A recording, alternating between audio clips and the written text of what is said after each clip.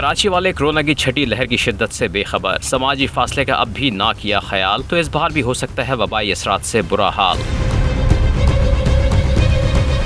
शहर कायद में कोरोना की हफ्तावार शरह ने खतरे की घंटी बजा दी। मुस्बत केसेस की शरह 15.85% से तजावुज कर गई। 24 घंटों में 1060 मुश्तबा अफराद के टेस्ट हुए। 178 अफराद में वायरस की तस्दीक हो गई।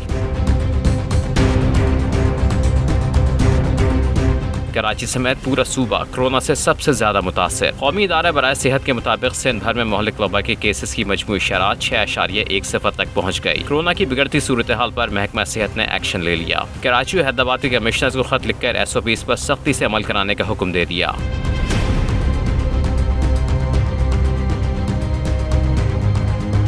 अवामी मकामात पर मास्क की पाबंदी को लाजिम बनाने के मिशन पर सख्ती से अमल होगा। शहरियों के वैक्सीनेशन कार्ड की चेकिंग को यकीनी बनाने की हिदायत भी अहकामात में शामिल हैं। पब्लिक ट्रांसपोर्ट में 70% से ज़ायद मुसाफिरों को बिठाने की इजाज़त नहीं।